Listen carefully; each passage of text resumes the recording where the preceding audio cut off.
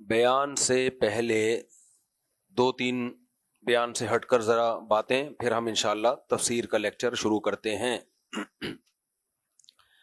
ایک تو وہ عزین اعلان پتہ نہیں غائب ہو گیا، کہاں چلا گیا۔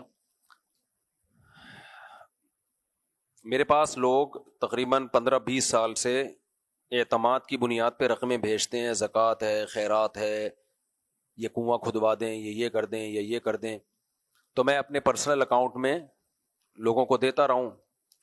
تو مجھے وکیلوں نے کہا کہ بھائی یہ غیر قانونی ہے، باقاعدہ چیریٹی اکاؤنٹ کھولیں آپ اس کے لیے۔ تو میں نے پھر باقاعدہ چیریٹی اکاؤنٹ کھول لیا۔ 4-5 سال پہلے جب کووڈ کے دنوں میں لوگوں کو ضرورت ہوئی، ملک میں قحط کا ایک سما ہو گیا غربا مساکین کے ہاں، تو اس وقت بھی میری کوئی فاؤنڈیشن نہیں تھی۔ کچھ تاجر میرے پاس آئے کہ ہم بھی تعاون کر رہے ہیں، آپ بھی کوئی اناؤنسمنٹ کر دیں، کلپ چلا دیں، تاکہ کوئی بڑے اماؤنٹ ہمارے پاس آئے اور ہم راشن لے کے کراچی کے غریبوں میں تقسیم کر سکیں۔ تو میں نے اناؤنسمنٹ کی ایک کلپ بنایا، اس پہ بہت پیسہ آ گیا، تو وہ ہمارے لیے سنبھالنا مشکل ہو گیا، میرے پاس اتنی بڑی ٹیم تھی نہیں۔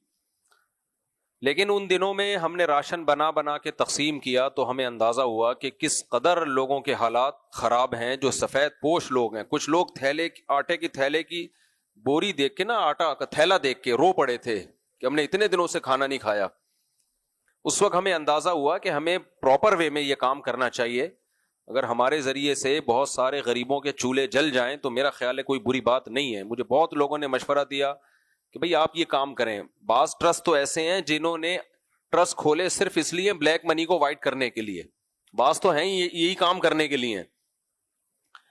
تو جب ہمیں اندازہ ہوا کہ بھئی ہم اتنا لوگوں کے ساتھ تعاون کر سکتے ہیں، میرے پاس ٹائم نہیں تھا لیکن ٹیم تیار ہو گئی ہماری کرنے کے لیے، تو اس لیے میں نے پھر باقاعدہ MTM فاؤنڈیشن کے نام سے نا ایک فاؤنڈیشن کھول لی ہے، اس کا اکاؤنٹ بھی کھل گیا ہے، اس میں لائسنس بھی ہمیں مل گیا کہ باہر سے رقم بھی آ سکتی ہے، کوئی کینیڈا سے بھیجنا چاہے، USA سے بھیجنا چاہے، لندن سے بھیجنا چاہے، جاپان سے بھیجنا چاہے، پاکستان سے بھیجنا چاہے، تو باہر سے اگر آپ اس میں رقم بھیجیں گے تو ٹیکس بھی اس میں نہیں کٹے گا۔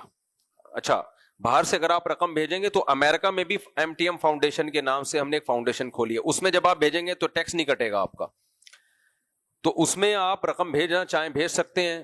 اس میں ہم راشن کی بوریاں اس دفعہ بھی 120 بوریاں ہم نے تیار کر لی ہیں، وہ بانٹ دی ہیں، اور بھی مزید تیار کریں گے انشاءاللہ رمضان میں۔ مسجد کی تعمیر میں جو لوگ حصہ لینا چاہیں تو اس میں بھی رقم بھیج سکتے ہیں۔ مسجد ہماری بہت چھوٹی پڑ رہی ہے، ہمارے ہاں اعتکاف میں بہت لوگ بیٹھتے ہیں، آدھے سے زیادہ لوگوں کو ہم بھگا دیتے ہیں کیونکہ جگہ نہیں ہے اتنی۔ جمعے کی نماز میں لوگوں کے پاس جگہ نہیں ہے مسجد میں کھڑے ہونے کی۔ بہت دفعہ ایسا ہوتا ہے کہ بہت سارے لوگ نماز پڑھے بغیر واپس چلے جاتے ہیں، جگہ ہی نہیں ہے۔ تو اس لیے مسجد کی توسیع یہ ضرورت کی بیس پہ، میں بلا وجہ مسجدوں میں خرچہ لگانے کا قائل نہیں ہوں کہ بس پیسے آتے جائیں لگاتے جاؤ، تو ایسا نہیں ہے۔ تو مسجد کی تعمیر میں جو لوگ حصہ لینا چاہیں، اسی طرح فلسطین میں جو مظلومین ہیں ان کی مدد کے لیے جو حصہ لینا چاہیں تو پاک ایڈ ویلفیئر ٹرسٹ سے MOU ہم نے ایک ایگریمنٹ کیا ہے کہ چونکہ ان کے پاس ایک بہت بڑی ٹیم ہے اور وہ بھی ہمارے شاگردی ہیں، تو بہت اچھی ٹیم ہے، جو پروفیشنل لوگ ہیں جو فلسطین میں مدد کر رہے ہیں۔ تو آپ ڈائریکٹ فلسطینیوں کے لیے پاک ایڈ ویلفیئر ٹرسٹ کو رقم دینا چاہیں تو بھی ٹھیک ہے، MTM فاؤنڈیشن کو دینا چاہیں تو ہم بھی انہی کے ذریعے پھر وہ وہاں کام کریں گے۔ تو یہ فاؤنڈیشن کی اناؤنسمنٹ ایک اہم اعلان تھا، وہ سن لیں۔ مسجد میں بھی ہم رسیدیں رکھ دیں گے، جو زکوٰۃ، صدقہ فطر وغیرہ دینا چاہیں یا خیرات دینا چاہیں یا صدقہ جاریہ میں دینا چاہیں تو سب مدات میں آپ اس میں کر سکتے ہیں۔ یہ انشاءاللہ آپ کو ہم ضمانت دیتے ہیں کہ رقم غلط جگہ استعمال نہیں ہوگی۔ ایک اعلان تو یہ ہو گیا۔ دوسرا اعلان یہ ہے کہ 2 دن پہلے میرے پاس فون آیا، مفتی رشید احمد خورشید صاحب جو ہیں جامعۃ الرشید کے، ان کا فون آیا کہ GTV میں مجھے بلایا ہے اور قابل احترام اہل حدیث عالم قاری خلیل الرحمان صاحب کو بھی بلایا ہے اور طلاق کے موضوع پر بات چیت ہوگی۔ تو میں نے کہا میں جا رہا ہوں، آپ بیٹھیں، میں جا رہا ہوں بات کرنے کے لیے۔ انہوں نے کہا بھائی افطاری کا ٹائم ہوگا، آپ تراویح میں کیسے پہنچو گے؟ میں نے کہا ایک تراویح میں قربان کرنے کے لیے تیار ہوں، میں وہیں پڑھ لوں گا تراویح۔ کیونکہ طلاق ثلاث کے موضوع پر قاری خلیل الرحمان صاحب اور اہل حدیث علماء بعض دفعہ بات کو گھماتے ہیں، گول مول کرتے ہیں. ان کی نیتوں پہ میں شک نہیں کرتا، لیکن بہت گھماؤ پھراؤ ہوتا ہے اس میں. تو میں نے کہا مجھے جانے دیں آپ. لیکن بہرحال تراوی کا بھی مسئلہ تھا، اور یہ بھی یقین نہیں تھا کہ 3 طلاق پہ بات ہوگی بھی کہ نہیں ہوگی، کیونکہ موضوع یہ تھا کہ طلاق کی بڑھتی ہوئی شرح. تو میں نے کہا یہ موضوع ایسا ہے کہ یہ مجھے بات شاید کرنے نہ دیں اس موضوع پر، یہ اسی میں رہیں گے. تو خیر مفتی رشید احمد صاحب خورشید صاحب گئے. ایک چیز انہوں نے اچھی کی، وہ خود بھی ان کو خیال ہوگا، میرا بھی مشورہ تھا اس میں کہ بھئی آپ وہ کچھ دلائل ہے نا پرنٹ آؤٹ نکال لیں اس کا. وہ پرنٹ آؤٹ نکال کے لے گئے تھے، اور بریلویوں کے عالم تھے مفتی حنیف قریشی صاحب، انہوں نے بھی ماشاءاللہ اچھے جوابات دیے. مفتی رشید احمد صاحب خورشید نے بھی اچھے جوابات دیے. وہ جی ٹی وی کے یوٹیوب چینل پہ دیکھ سکتے ہیں آپ. لیکن چند باتیں میں اپنے الفاظ میں بیان کرنا چاہتا ہوں اہل حدیث علماء کے انتہائی احترام کے ساتھ. کوئی طنز مقصد نہیں ہے، اہل حدیث کا مقصد بھی قرآن و سنت ہی کو فالو کرنا ہے. لیکن ہم بار بار کہتے ہیں قرآن و سنت کی ایک تشریح وہ ہے جو اہل حدیث کے علماء کر رہے ہیں، اور ایک تشریح وہ ہے جو صحابہ نے کی، چاروں اماموں نے کی. ہمارا دعویٰ یہ ہے کہ صحابہ اور چاروں اماموں نے قرآن کو زیادہ اچھا سمجھائے بنسبت قاری خلیل الرحمان صاحب کے. قاری خلیل الرحمان بھی مسلمان ہیں، اللہ کی رحمت سے امید ہے انشاءاللہ جنت میں ہی جائیں گے. میرے خیال میں برے آدمی نہیں ہیں، اچھے آدمی ہیں. لیکن بھائی عامی آدمی کیا کرے؟ لوگ اتنا کنفیوز ہوتے ہیں، یار وہ کچھ کہہ رہا ہے، وہ کچھ کہہ رہا ہے، وہ یہ کہہ رہا ہے، وہ یہ کہہ رہا ہے. لوگ مرتد ہو جاتے ہیں، اس سے مرتد ہو جاتے ہیں. بھائی چھوڑ دو اسلام کو. ہر چیز میں کنفیوژن پیدا کر دی ہے ان لوگوں نے، مولویوں نے. نیچے کمنٹس بھی آ رہے ہوتے ہیں لوگوں کے. بھائی کیا کریں ہم؟ تو میں آپ سے کہتا ہوں دیکھو قرآن و حدیث سے دلیل سب پکڑتے ہیں. قرآن و حدیث قاری خلیل نے زیادہ اچھا سمجھائے یا صحابہ نے زیادہ اچھا سمجھائے؟ چاروں اماموں نے زیادہ اچھا سمجھائے. یہ 4 امام وہ ہیں جن کو پوری امت نے فالو کیا ہے. پوری امت غلط نہیں ہو سکتی. تو میں 3 طلاق کے بعد، کیونکہ یہ موضوع چل گیا ہے میڈیا پہ، میرا جو ڈیٹیل میں بیان ہے اس بارے میں، میرے جو تفسیر کے لیکچر ہیں مفتی طارق مسعود اسپیچز، اس میں لیکچر نمبر 100 سے لے کے 107 تک 7 لیکچر ہیں اس پہ. لیکچر نمبر 100 سے لے کے لیکچر نمبر 107 تک، وہ 7 لیکچر آپ سن لیں. دودھ کا دودھ پانی کا پانی کر دیا میں نے اس مسئلے میں. ان کے تمام دلائل کے جوابات، اور صحابہ کے کیا دلیل تھی صحابہ کے پاس 3 طلاق کو 3 کہنے کی، چاروں اماموں کے پاس کیا دلیل تھے، وہ اتنے واضح ہیں 2 اور 2 4 کی طرح. میں سمجھتا ہوں کوئی اہل حدیث عالم اگر وہ لیکچر سنے گا، میرا نہیں خیال کہ اس کے بعد وہ یہ کہنے کی کبھی جرت کریں گے کہ کوئی دے 3 طلاقیں اور وہ کاؤنٹ کتنی ہوں، 1 ہوں. وہ ایک دفعہ سن لیں آپ. ابھی میں مختصر جواب دے دیتا ہوں. قاری خلیل صاحب نے 2 دلیلیں دی ہیں کل یا 2-3 دن پہلے جو جی ٹی وی میں. ایک دلیل تو حضرت رکانہ رضی اللہ تعالیٰ عنہ کی دی ہے کہ نبی کی مجلس میں انہوں نے بتایا کہ میں نے ایک مجلس میں 3 طلاقیں دی ہیں، تو نبی نے فرمایا وہ 1 طلاق ہے. قاری خلیل الرحمان صاحب سے انتہائی احترام کے ساتھ گزارش ہے، آئندہ جب ٹی وی کے چینل میں یا یوٹیوب پہ آپ یہ حدیث سنائیں تو اس کی سند پڑھ کے سنا دیا کریں. جب آپ سند پڑھیں گے نا تو اس کی ڈیپ میں جانے کی بھی ضرورت نہیں ہے. سند میں ہی ایک راوی ہے جو مجہول ہے، بعضو کے الفاظ ہیں، اس کا نام ہی نہیں ہے نہ اس کی کنیت ہے. ایسی حدیث محدثین کے نزدیک کبھی بھی حجت نہیں ہوتی، ضعیف ترین حدیث ہے وہ. امام ابو داؤد نے اس حدیث کو ذکر کر کے بتایا کہ اس سے استدلال درست نہیں ہے. حافظ ابن حجر، جتنے بڑے بڑے محدثین ہیں، سب نے کہا کہ یہ حدیث صحیح نہیں ہے. تو قاری خلیل الرحمان صاحب اتنا اہم مسئلہ بیوی کے حلال یا حرام ہونے کا اور قرآن طلاق کے مسائل بیان کر کے بتاتا ہے کہ اللہ کی آیات کا مذاق مت بناؤ. آپ صبح و شام قرآن حدیث کر رہے ہیں اور اتنی کمزور ترین حدیث آپ لوگوں کے سامنے پیش کر رہے ہیں. میرا خیال ہے یہ علمی خیانت ہے. البانی نے اس حدیث کو حسن کہہ دیا تو اس سے حسن نہیں ہو جاتی. البانی سے پہلے جتنے لوگ گزرے ہیں سارے کمزور قرار دے رہے ہیں. اور حافظ زبیر علی زئی جو اہل حدیثوں کے بڑے عالم گزرے ہیں، کہتے ہیں اہل حدیث کے بڑے عالم تھے ہمارے، انہوں نے اس حدیث کو ضعیف قرار دیا ہے. یہ سارے ریفرنسز میرے پاس موجود ہیں، ان کا کوئی بھی اہل حدیث انکار نہیں کر سکتا. آپ بولیں اہل حدیث سے پوچھے حافظ زبیر علی زئی نے اس حدیث کو کیا کہا ہے, امام ابو داؤد نے اس کے بارے میں کیا تبصرہ کیا ہے, حافظ ابن حجر نے اس حدیث کے بارے میں کیا تذکرہ کیا ہے. یہ حدیث جو صحیح سند سے ہے وہ کتاب الام للشافعی میں امام شافعی نے اپنی سند سے بیان کیا اس حدیث کو. اس میں یہ نہیں ہے کہ ایک مجلس میں 3 طلاقیں دی تھیں, اس میں یہ کہ طلاق کا لفظ 3 دفعہ دہرایا تھا اور نیت ایک کی تھی. نبی نے ان سے قسم اٹھوائی کہ کیا واقعی قسم اٹھاتے ہو ایک کی نیت تھی؟ انہوں نے کہا اللہ کی قسم ایک کی نیت تھی. آپ نے فرمایا ٹھیک ہے پھر یہ ایک ہے, کیونکہ بعض دفعہ ایک لفظ کو 3 دفعہ دہرایا جاتا ہے تاکید کے لیے. ایک سانپ نظر آتا ہے, آپ کہتے ہو سانپ سانپ سانپ, تو ہوتے کتنے ہیں وہ ایک. تو صحابہ کے دور میں بعض دفعہ ایسا ہوتا تھا کہ اکٹھی 3 طلاقیں لوگ دیتے تھے, دل میں پہلے نیت ہوتی تھی کہ ہم دے ایک رہے ہیں, لیکن عربوں کی عادت تھی ایک بات کو 3 دفعہ دہرانے کی. دہراتے تھے تو وہ سمجھی ایک جاتی تھی, تو نبی نے قسم اٹھوائی ان سے. یہ امام شافعی کی حدیث ہے اور صحیح سند ہے. اس کی سند پہ میں نے پورا کلام کیا اپنی کتاب میں, اور اس چینل پہ جو اپلوڈ کیا ہے نا اس میں بھی بالکل بے غبار سند ہے.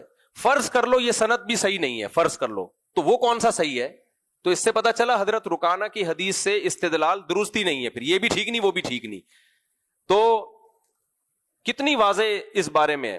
تو نبی صلی اللہ علیہ وسلم کے دور میں بعض دفعہ ایک لفظ کو 3 دفعہ دہرایا جاتا تھا, نیت کس کی ہوتی تھی؟ ایک کی. حضرت عمر رضی اللہ تعالیٰ عنہ کا جب زمانہ آیا تو حضرت عمر رضی اللہ تعالیٰ عنہ نے 3 طلاقوں کو 3 قرار دیا. اس کا کیا مطلب ہے کہ اب اگر کوئی 3 دفعہ یہ لفظ دہرائے گا تو ہم اس کے دل کے حالت کو نہیں جانتے. نبی کا دور وحی کا دور تھا, وحی نازل ہوتی تھی, خیر کا زمانہ تھا. اب اگر کوئی 3 دفعہ لفظ دہرائے گا تو ہم یہی سمجھیں گے 3 دے رہا ہے, بعد میں آ کے کہے میں 1 دے رہا تھا, بیگم چونکہ اونچا سنتی تھی اس لیے میں نے 2 دفعہ ریپیٹ کیا.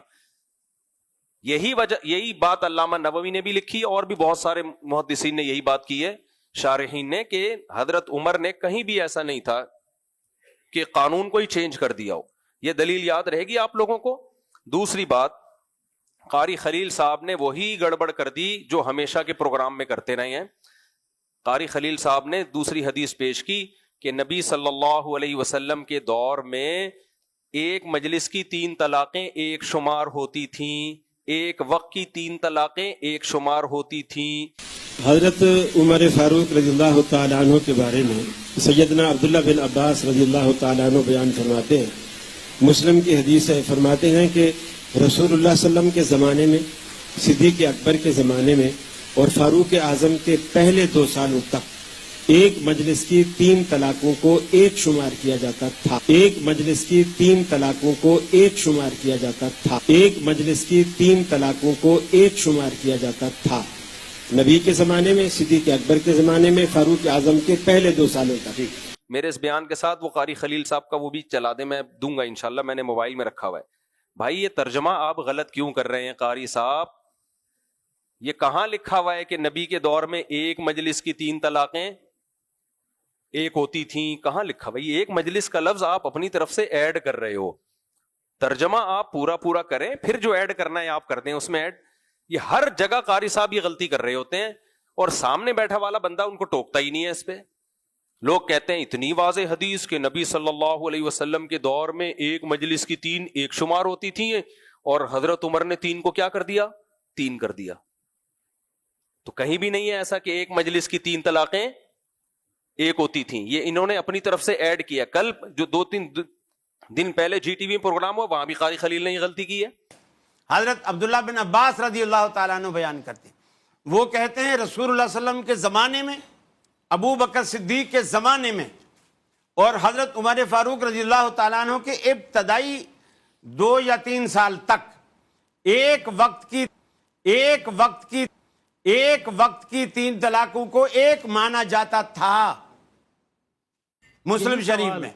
اب اگر آپ موبائل میں وہ حدیث نکال لیں تو آپ اس کو دیکھ لیں, یہ حدیث ہے. حدیث کا ترجمہ غلط کر رہے ہو آپ. تو قاری خلیل صاحب سے میری گزارش ہے کہ یہ جو سامنے لوگ بیٹھے ہوئے ہیں, آپ اللہ کے دین کو ان تک پہنچا رہے ہو, آپ کچھ تو خدا, اور مسئلہ کون سا ہے؟ کوئی رفع الدین نہیں ہے, ہاتھ یوں کر لیے یوں کر لیے. بیوی کے حلال یا حرام ہونے کا مسئلہ ہے. یہ چاروں امام اور صحابہ کہہ رہے ہیں کہ 3 دے دی تو اب حرام, بالکل دوبارہ نکاح ہو ہی نہیں سکتا, اور آپ کہہ رہے ہو نکاح ختم ہی نہیں ہوا ہے. تو یہ چھوٹا مسئلہ ہے کیا؟ یہ بہت بڑا مسئلہ ہے یہ. تو آپ اس میں حدیث کا ترجمہ غلط کر رہے ہیں, تو یہ بہت بڑی خیانت ہے.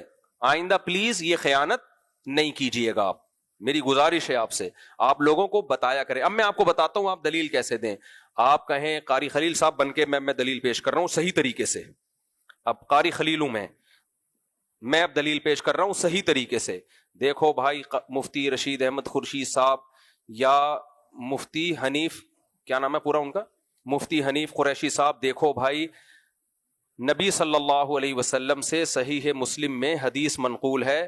عبداللہ ابن عباس رضی اللہ تعالی عنہ سے طاؤس روایت کرتے ہیں, وہ کہتے ہیں کہ نبی کے دور میں 3 طلاقیں ایک شمار ہوتی تھیں. اکٹھی کا لفظ نہیں لگانا آپ نے کائنڈلی, یہ حدیث میں نہیں ہے.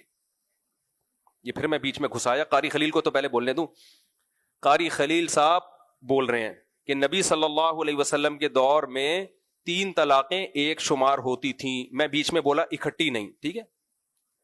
وہ کہتے ہیں کہ نبی کے دور میں اکٹھی 3 طلاقیں ایک شمار ہوتی تھی. اب میں بیچ میں بولا, یہ مفتی رشید صاحب اب نہیں بول رہے لیکن میں بول رہا ہوں, قاری خلیل صاحب اکٹھی کا لفظ کہیں بھی نہیں ہے, یہ لفظ ہٹا دیں. اب قاری خلیل صاحب اب صحیح طرح سے ترجمہ کر رہے ہیں حدیث کا.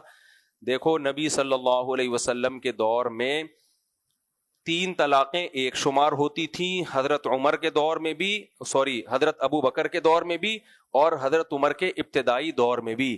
حضرت عمر نے دیکھا جب اللہ نے لوگوں کو ایک چیز میں گنجائش دی ہے وہ جلدی کیوں کر رہے ہیں, تو ہم ان 3 طلاقوں کو ان پہ نافذ کریں گے. حضرت عمر نے نافذ کر دی. یہاں تک بات سمجھ میں آ گئی؟ یہ ہے ان کی دلیل. اس کا جواب بہت آسان ہے, کوئی راکٹ سائنس نہیں ہے اس کے جواب میں. 2 جواب دیے ہیں علماء نے, محدثین نے, حنفیوں نے نہیں, سارے علماء کے سارے محدثین سب نے یہی جواب دیا ہے. بھائی یا تو اس کا مطلب یہ ہے کہ زمانہ جاہلیت میں ایک شخص ہزاروں طلاقیں بھی دیتا تھا نا تو ایک ہی کاؤنٹ ہوتی تھی, اس کے بعد اس کو رجوع کا حق ہوتا تھا. جب قرآن کی آیتیں نازل ہوئیں, یہ بھی حدیث سے ثابت ہے, میری پورے ریفرنسز کے ساتھ اس کلپ میں سب موجود ہے.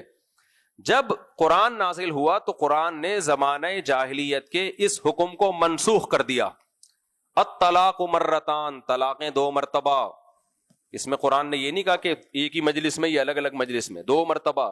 فَإِن طَلَّقَهَا, تیسری مرتبہ دے دی تو اب بیوی تمہارے لیے حلال نہیں ہے. یہ حکم نازل ہوا جس سے وہ زمانہ جاہلیت والا حکم منسوخ. اور یہ ہوائی بات نہیں ہے, یہ حدیث میں ہے, اس کا ریفرنس میرے کلپ میں موجود ہے, علماء کی کتابوں میں بھی موجود ہے. لیکن ہوا کیا, جب یہ حکم منسوخ ہو گیا تو بہت سے لوگوں کو اس کے منسوخ ہونے کا علم نہیں ہوا. وہ یہی سمجھتے رہے کہ 3 طلاقیں ایک ہی ہوتی ہیں, یعنی چاہے ایک مجلس میں ہو یا الگ الگ مجلس میں ہو, 3 مہینے میں ہو یا 1 مہینے میں ہو. حضرت عمر چونکہ قرآن کو جانتے تھے, انہوں نے حکم نافذ کر دیا کہ بھائی اب کسی کا عذر اس بارے میں معتبر نہیں ہوگا, اور اللہ نے ویسے بھی تمہیں اجازت دی ہے کہ تم وقفے وقفے سے دیا کرو, تم جلدی کیوں کر رہے ہو, تمہیں حکم دیا ہے کہ وقفے وقفے سے دیا کرو. تو حضرت عمر نے وہی حکم جو قرآن کا تھا وہ اٹھا کے نافذ کر دیا سب پہ کہ اب کسی کا عذر قبول نہیں ہوگا.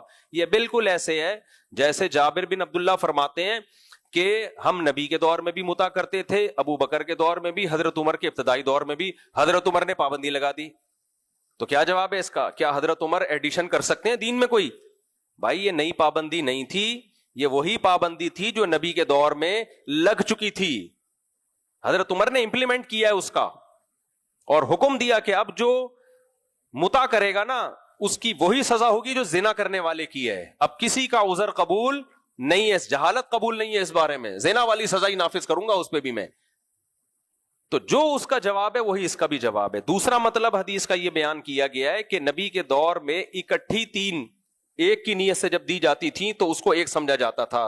حضرت عمر نے کہا اب ہمیں دل کے حالات ہم نہیں جانتے, کوئی ایک لفظ کو 3 دفعہ دہراتا ہے اور کہتے ہیں میری ایک کی نیت تھی, ہم ظاہر کے مکلف ہیں. بھائی نبی کا دور وحی کا دور تھا, خیر القرون تھا, اس میں لوگوں میں سچ ہی سچ تھا.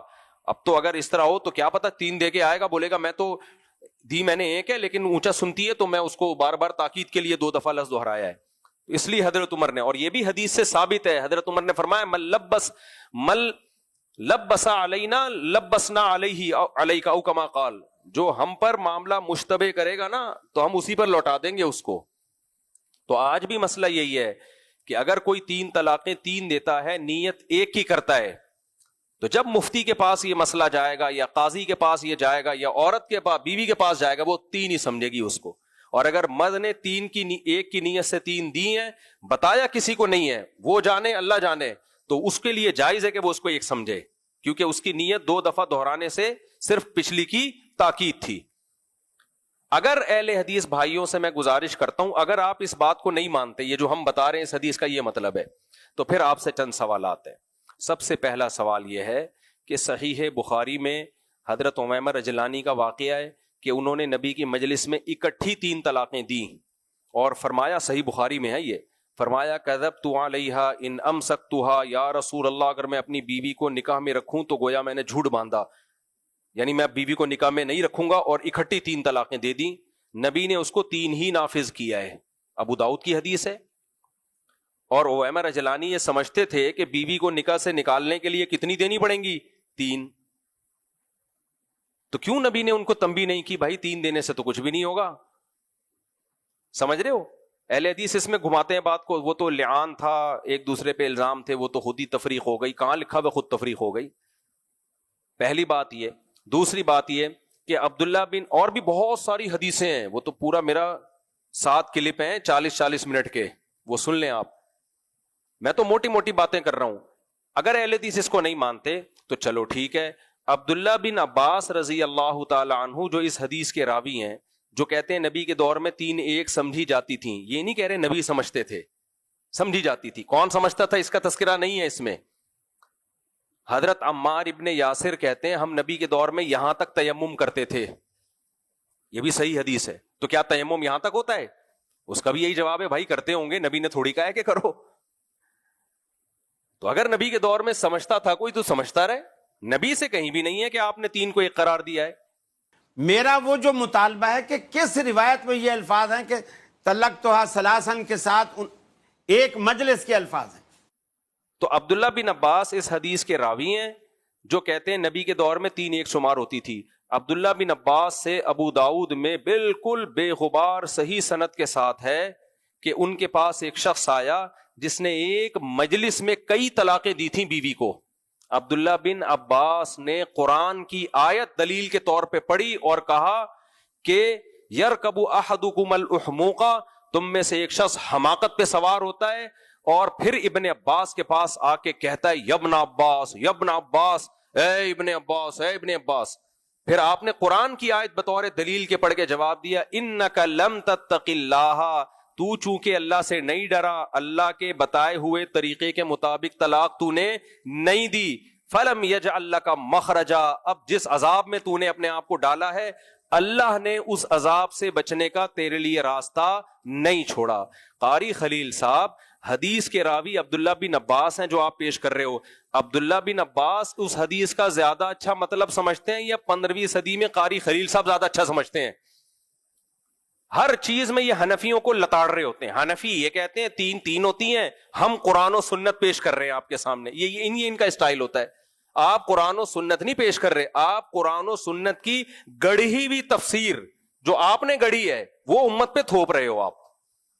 قرآن و سنت عبداللہ بن عباس نے پیش کیا ہے، فتویٰ دیا کہ جس نے اکٹھی 3 طلاقیں دی ہیں اس نے حماقت کا بھی ارتکاب کیا، خدا کی نافرمانی بھی کی، اور اللہ نے اس کی بیوی اس پہ حرام کر دی.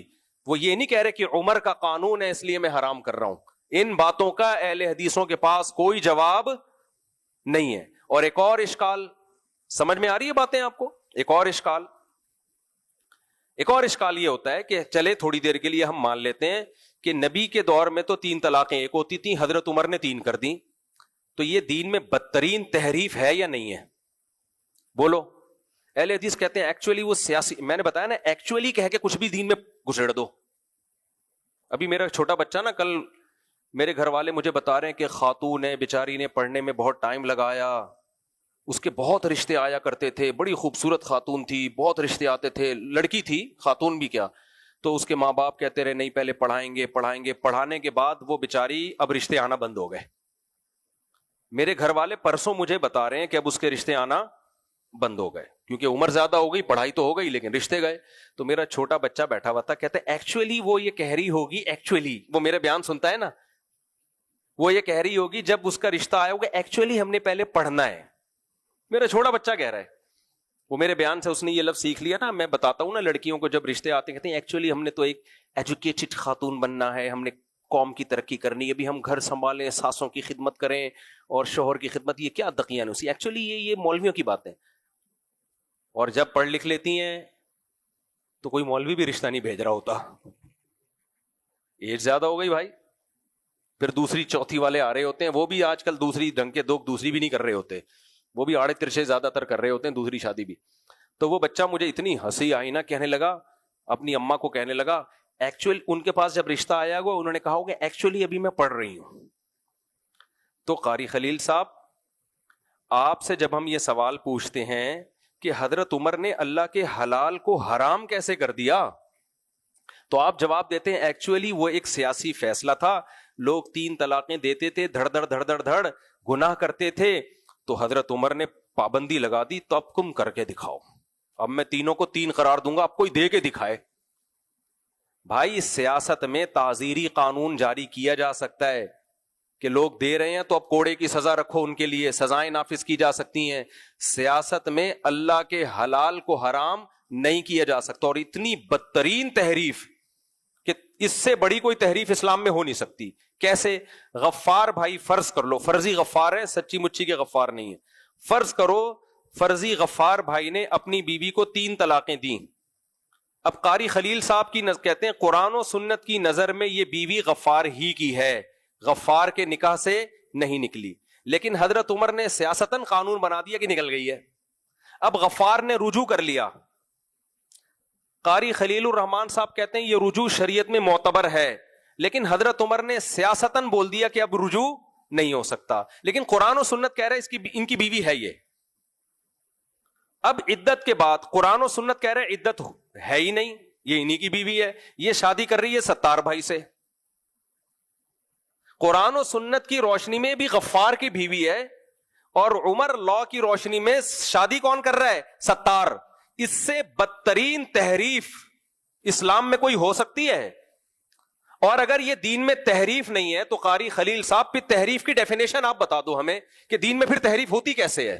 یہ تو یہود و نصارہ نے بھی ایسی بدترین تہذیب نہیں کی ہوگی کہ بیویاں جو ہے نا تبادلہ ہونا شروع ہو جائے, اس کی بیوی اٹھا کے سیاستاً غفار کو پکڑا دو, غفار کی اٹھا کے سلیم کو پکڑا دو.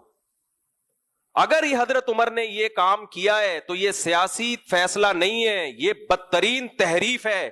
یہ الزام حضرت عمر پہ شیعہ تو لگا سکتا ہے, کوئی سنی حضرت عمر پہ اس الزام لگانے کی جرت نہیں کر سکتا. شیعہ لوگ تو کہتے ہیں یہ عمر لا ہے, وہ تو کہنے دو ان کو, ان کا مذہب ہے. کوئی سنی تو یہ جرت نہیں کر سکتا. یہ سوال سمجھ میں آیا؟ اس کا اہل حدیثوں کے پاس کوئی جواب نہیں ہے. دوسرا سوال, حضرت عمر نے یہ لا بنا دیا اور سارے صحابہ نے اس کو ٹھنڈے پیٹوں قبول بھی کر لیا. حالانکہ وہ صحابہ تو ایسے تھے, حضرت عمر کہتے تھے کہ میں درہم کی خاص مقدار اتنا مہر متعین کیا, اس سے زیادہ مہر متعین نہیں ہونے دوں گا. ایک عورت کھڑی ہو گئی کہ قرآن کہہ رہا ہے جتنا چاہو مہر دو, آپ کیوں پابندی لگا رہے ہو؟ فوراً رجوع کر لیا. حالانکہ مہر کا مسئلہ تو اتنا بڑا نہیں تھا. وہاں تو ایک عورت کھڑی ہو کے کہتی تھی آپ کیسے قانون بنا رہے ہو. حالانکہ وہ جائز ناجائز نہیں تھا, وہ واقعی سیاسی فیصلہ تھا. بھائی اللہ نے زیادہ مہر دینے کی اجازت دی ہے, کوئی فرض تھوڑی قرار دیا ہے. اگر حاکم وقت یہ سمجھتا ہے مہر میں اتنا کمپٹیشن چل رہا ہے کہ اس کی وجہ سے نکاح مشکل ہو رہے ہیں, تو جیسے چیزوں کی قیمتیں متعین کی جا سکتی ہیں تو فی نفسی مہر بھی کم کیا جا سکتا ہے. بھائی اللہ نے تو یہ بھی آزادی دی اپنی چیز جتنی چاہے کہ بیچو, لیکن گورنمنٹ قیمتیں متعین کرتی ہے نا. یار آٹا مہنگا ہو گیا, یہ 1 کروڑ کی ایک تھیلی بیچ رہا ہے. تو حضرت عمر نے دیکھا کہ بھائی اب نکاح مشکل ہوتا جا رہا ہے, لڑکی والے اتنے کروڑوں کروڑوں کا مہر متعین کر رہے ہیں, تو میں مہر کی رقم آفیشلی ایک متعین کروں گا. یہ سیاسی فیصلہ تھا, لیکن چونکہ قرآن کے ظاہر کے خلاف تھا, حقیقت میں خلاف نہیں تھا, پھر بھی حضرت عمر نے فیصلہ واپس لے لیا. نہیں بھائی ہم کیسے چل سکتے ہیں, بلکہ یہاں تک فرمایا کہ عورت صحیح بات کہہ رہی ہے اور عمر سے غلطی ہو گئی. تو اتنی بڑی تحریف حضرت عمر کر رہے ہیں کہ فلاں کی بیوی فلاں پہ حرام جس کی بیوی ہے, فلاں کے لیے حلال, اور سارے صحابہ کہہ رہے ہیں ٹھیک ہے قبول ہے, صحیح ہے نا. یہ سیاسی فیصلہ ہم مانتے ہیں اس کو, یہ نہیں ہو سکتا.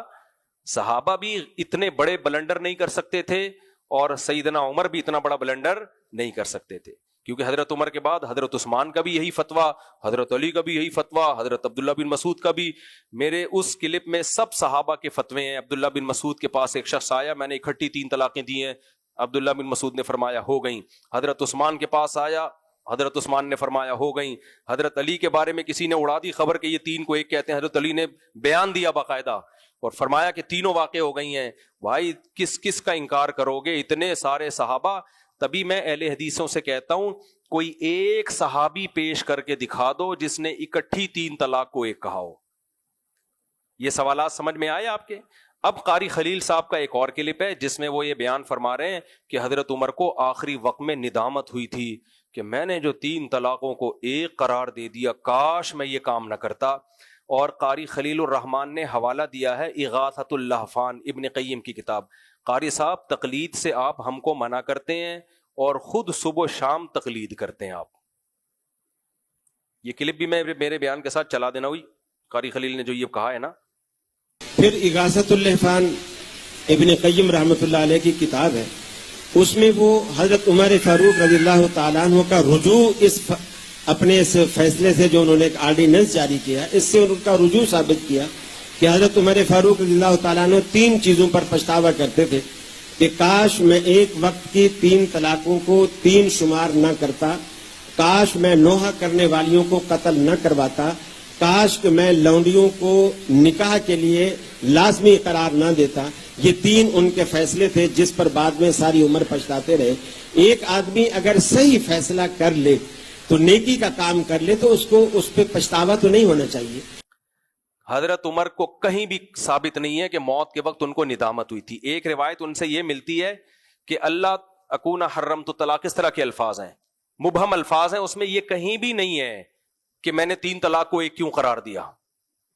اس کے یہ الفاظ ہیں، انہوں نے ترجمہ غلط کیا ہے. اور وہ بھی موضوع من گھڑت سند ہے. اس کا راوی، اس کے بارے میں کہا جاتا ہے کہ یہ آدمی اپنے باپ پہ جھوٹ باندھنے میں سے ڈرتا تھا، اور جھوٹ باندھتا تھا تو صحابہ پہ اور نبی پہ جھوٹ باندھتا تھا. وہ راوی ہے اس حدیث میں. پوری بحث آپ کو مل جائے گی میرے رسالے میں بھی جو 3 طلاق پر ہے اور اس میں بھی. تو یہ بالکل ثابت نہیں ہے کہ حضرت عمر کو موت کے وقت ندامت ہوئی تھی. اب قاری خلیل اگر دوبارہ کبھی یہ بیان دینا کہ ثابت ہے تو قاری خلیل سے آپ نے کیا سوال پوچھنا ہے؟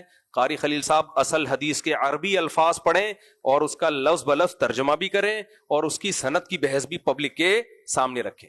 کہیں سے بھی ثابت نہیں ہوتا. اور ویسے بھی اگر حضرت عمر کو ندامت ہوئی تھی بالفرض ایک اعلان کر دیتے، بھائیو یہ قانون چینج کر دو، ٹھیک ہے نا؟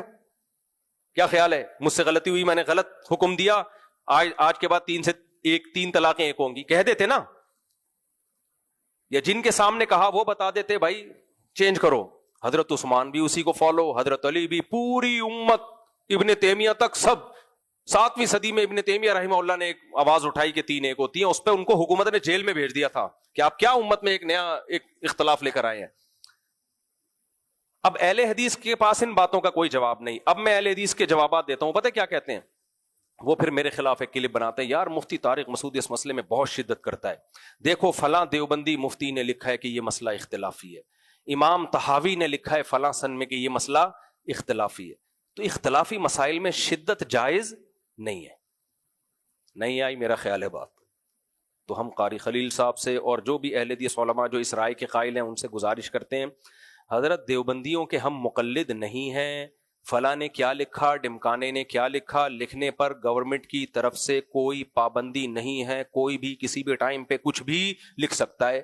میں آپ سے سوال یہ کر رہا ہوں کہ صحابہ اور جلیل القدر تابعین جو ائمہ مجتہدین ہیں، کوئی ایسا آدمی نہ ہو جو خود ہی متنازع ہو، کسی سے دکھائیں جس نے ایک مجلس کی 3 طلاقوں کو 1 کہا ہو. یہ اجماع صحابہ ہے. اور جب ایک دفعہ امت کا کسی مسئلے پر اجماع ہو جائے تو بعد کے اختلاف کا اعتبار نہیں ہوتا. اس لیے یہ جمہور کی رائے نہیں ہے، یہ امت کی رائے ہے. اور یہ بات آپ بھی مانتے ہو، حدیث کو ہم بھی مانتے ہیں کہ نبی نے فرمایا میری امت گمراہی پہ جمع نہیں ہوگی. تو یہ صحابہ تو سب سے پہلے اس میں آتے ہیں، وہ کیسے گمراہی پہ جمع ہو گئے؟ اور ہم آپ کو دنادن سندیں پڑھ پڑھ کے صحابہ کے فتوے سنا سکتے ہیں. فلاں نے بھی 3 کو 3 کا، ایک مجلس کی 3 کو، رخصتی کے بعد کی ایک مجلس کی 3 کو 3 کا. تو ان باتوں کا نہ حافظ احمد صاحب کے پاس کوئی جواب ہے، نہ قاری خلیل الرحمان صاحب کے پاس، اور بھی جتنے اہل حدیث علماء ہیں کسی کے پاس کوئی جواب نہیں. تو پھر وہ گھماتے ہیں باتوں کو. تو اس لیے یہ صحابہ کا موقف ہے, چاروں اماموں کا موقف ہے, اور مضبوط ترین موقف ہے, اور اجماع امت سے ثابت ہے. ایک ابن رجب حنبلی, ان کی ایک عبارت پڑھ کے بس میں اس ٹاپک کو ختم کرتا ہوں. علامہ ابن رجب حنبلی, ہوا یہ کہ جب ابن تیمیہ رحمہ اللہ نے یہ مسئلہ اٹھایا نا, اس سے پہلے تو امت متفق. امام طحاوی کے دور میں کچھ لوگ اختلاف کرتے تھے, ہو سکتا ہے وہ شیعہ رافضی ہوں, کیونکہ امام طحاوی نے اسی بحث میں آخر میں اجماع نقل کیا کہ یہ اجماعی مسئلہ ہے, خود اس کو مانا ہے کہ اجماعی مسئلہ ہے. تو اب مجھے ایک بات بتاؤ, ابن تیمیہ رحمہ اللہ نے پہلے یہ رائے قائم کی تھی, ایک رسالہ لکھ دیا اس پہ, تو اختلاف پیدا ہو گیا امت میں. پھر ابن قیم ان کے شاگرد, قابل احترام, بہت علمی کام کیا انہوں نے, لیکن انسان ہے, غلطی ہو سکتی ہے. انہوں نے پھر اسی رائے کو فالو کیا. ان کے شاگرد علامہ ابن رجب بہت بڑے محدث, بہت بڑے حافظ, تو انہوں نے بھی اسی رائے کو فالو کیا, لیکن ان کو اندازہ ہو گیا کہ یہ میرے شیخ سے اور میرے شیخ کے شیخ سے غلطی ہوئی ہے. سمجھ رہے ہو, اندازہ ہو گیا کہ یہ گڑبڑ ہے, یہ ہم سے, ہمارے پیر و مرشد سے اور ان کے پیر و مرشد ابن تیمیہ سے غلطی ہوئی ہے. انہوں نے پھر اس مسئلے سے رجوع کیا, اور رجوع کن الفاظ سے کیا, وَعَلَمْ أَنَّهُ لَمْ يَثْبُتْ عَنْ أَحَدٍ مِّنَ الصَّحَابَةِ وَلَا مِنَ التَّابِعِينَ وَلَا مِنْ أَئِمَّةِ السَّلَفِ الْمُعْتَدِّ بِقَوْلِهِمْ فِي الْفَتَاوَى فِي الْحَلَالِ وَالْحَرَامِ شَيْءٌ صَرِيحٌ أَنَّ الطَّلَاقَ بَعْدَ الدُّخُولِ يُحْسَبُ وَاحِدَةً إِذَا سَبَقَ بِلَفْظٍ وَاحِدٍ. یہ عربی میں آپ گوگل پہ الفاظ لکھیں گے, پوری کتاب کے ساتھ ریفرنس آ جائے گا. کہتے ہیں یقین کر لو کسی ایک صحابی یا کسی ایک جلیل القدر تابعی سے بھی یہ بات واضح طور پہ ثابت نہیں ہے کہ رخصتی کے بعد کسی نے اکٹھی 3 طلاقیں دے دی تو وہ ایک ہوں گی, کہیں بھی نہیں ہے. سمجھ رہے ہو, تو اجماعی مسئلہ ہے, لہذا انہوں نے پھر اس سے رجوع بھی کیا, رجوع کا اعلان بھی کیا. اس کے بعد سے پھر سعودی عرب میں چونکہ فقہ حنبلی کو فالو کیا جاتا ہے, سعودی عرب میں بھی 3 طلاقوں کو 3 ہی کہا جاتا رہا ساری دنیا میں. اب 10 20 15 20 سال سے قانون چینج ہونا شروع ہوئے, سعودی عرب میں بھی 3 کو 1 کر دیا انہوں نے. تو سعودی عرب ایک وہ ہے جو نبی کے دور سے اب تک چلا آ رہا تھا, اس میں 3 ہوتی تھی, اور ایک وہ ہے جو نئی گورنمنٹ میں چل رہا ہے, اور آج کے مفتی ہیں ان میں کچھ 3 کو 3 کہتے ہیں, کچھ 3 کو 1 کہتے ہیں. ہماری صحت پہ کوئی فرق نہیں پڑتا, سارے سعودی عرب سلفی اہل حدیث شیعہ حنفی مالکی شافی سارے مل کے بھی اب 3 کو 1 کہہ دیں, ہماری صحت پہ کوئی فرق نہیں پڑے گا, اس لیے کہ صحابہ تابعین اور دلائل کی دنیا میں اتنی باتیں. تو اس لیے قاری خلیل صاحب سے میری گزارش ہے کہ آپ ترجمہ کم از کم پورا کر دیا کریں, ٹھیک ہے نا, اور اپنا خیال رکھیے گا. چلو ہم آگے چلتے ہیں. میں نہیں چاہتا رمضان میں اختلافی مسائل چھیڑوں, لیکن یہ طلاقوں کی شرح ہمارے ہاں بہت بڑھ رہی ہے. اس کا تقاضا یہ تھا کہ 3 طلاقوں کو نافذ کیا جاتا. ہو کیا رہا ہے, دھڑ دھڑ طلاقیں دیتے ہیں, اہل حدیث سے فتویٰ لے کے آتے ہیں, اس سے طلاقیں اور زیادہ بڑھ رہی ہیں. پہلے عبرت کا نشان بن جاتا تھا وہ آدمی جو 3 طلاقیں دیتا تھا, لوگ کہتے تھے دیکھا کیا حشر ہو گیا اگلے کا, 20 لوگ بچ جاتے تھے. اب تو یہ کوئی مسئلہ نہیں ہے, ادھر دو ادھر فتویٰ ادھر فتویٰ, اور اتنے فتوے مارکیٹ میں طلاقوں کے مل رہے ہیں, جس ٹائپ کا فتویٰ لینا چاہو اہل حدیثوں میں ہی مل جائے گا آپ کو. مثال کے طور پر آپ نے اکٹھی 3 طلاقیں دے دی, آپ چاہتے ہو کہ ایک بھی نہ ہو, یہ تو اہل حدیث میں ایسے بھی ہیں جو آپ کو کہیں گے ایک بھی نہیں ہوئی, وہ کہیں گے آپ نے چونکہ حالت حیض میں دی ہے لہذا ایک بھی نہیں ہوئی. کچھ اہل حدیث کہیں گے حالت حیض میں دی ہو گئی ہے, کچھ کہیں گے حالت حیض میں دی ہے ایک بھی نہیں ہوئی, تو آپ وہ والے سے فتویٰ لے لو جو ایک بھی نہیں ہوئی. اگر آپ نے حالت حیض میں نہیں دی, حالت پاکی میں دی ہے, بیوی سے ہم بستری کر کے پاکی کے ایام میں دے دی, تو پھر بھی آپ کو ہر طرح کے, کچھ اہل حدیث کہیں گے ایک ہو گئی ہے, کچھ کہیں گے ایک بھی نہیں ہوئی ہے, تو ان سے جا کے لے لو جو کہتے ہیں ایک بھی نہیں ہوئی ہے. سمجھ رہے ہو بات؟ پھر اگر آپ نے بیوی سے ہم بستری نہیں کی پاکی کی ایام میں, 1 طلاق دے دی, اب تو سب کے نزدیک ایک ہو گئی نا. اگلے طہر میں آپ نے دوسری دے دی, آپ چاہ رہے ہو یہ دوسری نہ ہو, حالانکہ اگلے مہینے دی ہے, لیکن اہل حدیث میں ایسے بھی مل جائیں گے وہ کہیں گے یہ دوسری ہوئی نہیں کیونکہ آپ نے پہلی سے رجوع کیا ہی نہیں ہے, اور کچھ کہیں گے نہیں ہو گئی ہے. تو اہل حدیثوں میں جتنے دنیا میں اہل حدیث ہیں نا, طلاق کے اتنے ہی فتوے آپ کو مل جائیں گے. اس لیے صحابہ اور چاروں امام نے صحابہ کو ہی فالو کیا, ان کے دامن کو مت چھوڑو.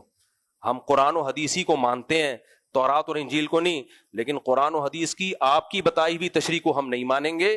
ہم قرآن و حدیث کی وہ تشریح مانیں گے جو صحابہ تابعین اور چاروں اماموں سے منقول ہے. تشریح کا اختلاف ہے, یہ قرآن و سنت کا اختلاف نہیں ہے. چلو ہم آگے چلتے ہیں میرے بھائی. آج ہم نے 13واں پارہ پڑھا ہے آج سارا وقت اس میں لگ گیا, بس 10-15 منٹ میں, کیونکہ یہ مسئلہ بہت اہم ہے, پھیل جاتی ہے بات اور لوگ پھر جو ہے نا وہ طلاقوں پہ اور جری ہو رہے ہیں, پھر ہمارا بھی دماغ کھاتے ہیں آ کے, ہائے ہائے کیا ہو گیا, اسلام اتنا سخت کیوں ہے؟ تو اسلام نے تمہیں بولا تھا کہ منہ سے پھوٹو ہی ہے. تم بندوق کسی کے سر میں مار دو, اگلا مر گیا, یار یہ کیا اللہ اتنا سخت کیوں ہے, اتنی سی ٹھا تو کیا ہے, مر گیا. ابے تو نہیں کرتا نا, بندوق رکھی کیوں ہے, تو نے رکھی ہے تو اس کی ٹریننگ بھی تو لے. تو جب شادی کی ہے تو لائسنس کیا ہے؟ زبان پہ کنٹرول. جس کو زبان پہ کنٹرول نہیں ہے وہ شادی کرے ہی نہیں. یار ہمارے باپ داداؤں کے بھی جھگڑے ہوتے تھے خاندانی, ہر طرف دیکھا ہم نے, منہ سے طلاق کا لفظ نہیں نکالتے تھے. آج پتہ نہیں کیا دماغ خراب ہو گیا ہے, بات ہوئی دھڑ دھڑ دھڑ دھڑ دھڑ فائرنگ شروع کر دیتے ہیں. تو ایسے ڈپریشن کے مریضوں کو تو ویسے بھی عورت کو ان کے ساتھ نہیں رہنا چاہیے. اور خواتین رو رہی ہوتی ہیں ہمارا گھر اجڑ گیا, اس کی غلطی ہے, میرا کیا قصور ہے. میں کہتا ہوں شکر ادا کرو اس فضول آدمی سے جان چھوڑ گئی آپ کی. جس آدمی کو اپنی زبان پہ کنٹرول نہیں ہے, کل وہ چاقو بھی مار سکتا ہے. اور میں نے دیکھا ہے 3 طلاقیں دے کے اہل حدیث سے فتویٰ لیتے ہیں نا, پھر دوبارہ طلاقیں دے رہے ہوتے ہیں, وہ بریکیں تو ان کی فیل ہیں. تو اس لیے میں ببانگ دوہل پوری کانفیڈنٹلی, قرآن میرے ہاتھ میں ہے, پوری ذمہ داری کے ساتھ کہتا ہوں اس میں چاروں امام کا مذہب مضبوط نہیں, بہت مضبوط ہے. اس میں کوئی دلیل نہیں ہے, لوگوں کے پاس گھماتے ہیں باتوں کو. تو اگر کسی نے 3 طلاقیں دے دی ہیں اہل حدیث سے فتویٰ لے کے, وہ بیوی ان کے لیے حلال نہیں ہوگی. یا اہل حدیث کہتے ہیں ہم تو اپنے مسلک کو فالو کریں. بھئی آپ کا تو کوئی مسلک ہی نہیں ہے, آپ کہتے ہیں ہم قرآن و سنت کو فالو کرتے ہیں. تو پھر قرآن و سنت کے ان دلائل کا جواب دینا آپ. اور وہ دلائل کون سے ہیں؟ مفتی طارق مسعود اسپیچز میں لیکچر نمبر 100 سے لے کے 107 تک, وہ پورا آپ پڑھ لیں, پھر آپ ایک رائے قائم کریں. اور اگر آپ کہتے ہو ہمارے پاس وہ پڑھنے کا ٹائم نہیں ہے, اس کا مطلب آپ کے پاس تحقیق کا ٹائم نہیں ہے. جب تحقیق کا ٹائم نہیں ہے تو آپ مقلد ہیں. پھر تقلید کرنی ہے تو 15ویں صدی کے مولویوں کی کیوں کر رہے ہو؟ تقلید کرنی ہے تو کس کی کرو؟ ائمہ اربعہ کی. یہ کہتے ہیں ہم ائمہ اربعہ کی نہیں, ہم نبی کی کرتے ہیں. بھائی نبی کی باتوں کی تشریح میں اختلاف ہو رہا ہے. تشریح, وہ تشریح زیادہ معتبر ہے جو حضرت عمر کی, حضرت عثمان کی, حضرت علی کی, عبداللہ بن مسعود کی, اور وہ تشریح کم معتبر ہے جو پوری امت ایک طرف اور چند لوگ ایک طرف. آگے چلتے ہیں میرے بھائی. شادیاں کر لیتے ہیں اور طلاق کا شرعی طریقہ پہلے سے سیکھتے نہیں ہیں. ایک کیس آیا, اچھی بھلی بیوی, خوبصورت بیوی, محبت کی شادی ہوئی ہے, کہیں جھگڑا ہو گیا, بیوی نے دروازہ دھڑا کر کے بند کر دیا زور سے, فوراً منہ سے طلاقیں نکال دی. پاگل کے بچوں, گدھے کے بچوں, تمہیں شرم نہیں آتی یار؟ اور ایسے تو کیس بہت آ رہے ہیں.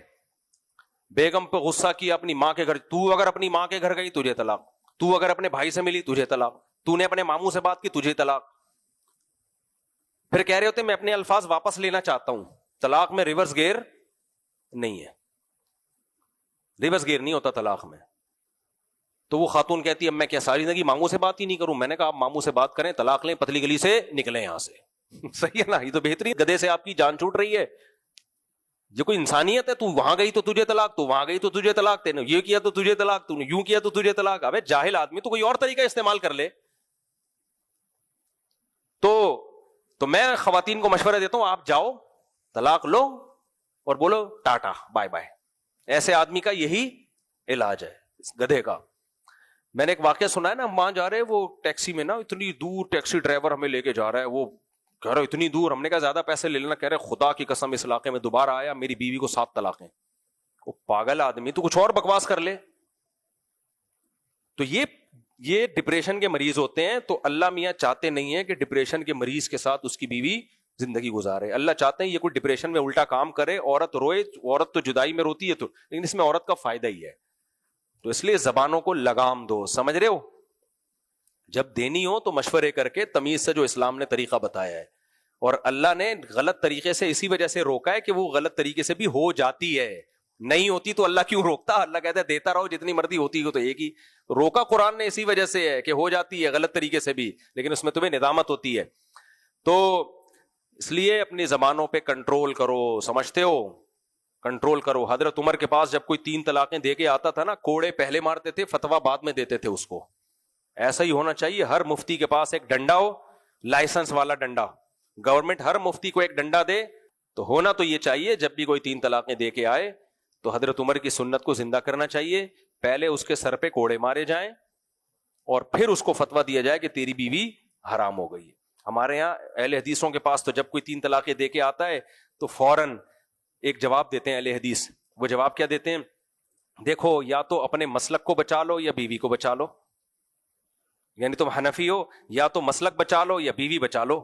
وہ کہتا ہے بیوی چاہیے, مسلک نہیں چاہیے, چلو پھر ایک ہوئی ہے, چلو بھائی. یہ بھی ایک اسٹائل ہے. مجھ سے جب کوئی فتویٰ لینے آتا ہے تو میں تو بالکل کھلم کھلا ایک ہی فتویٰ دیتا ہوں, یا بیوی بچا لو یا مسلک بچا لو.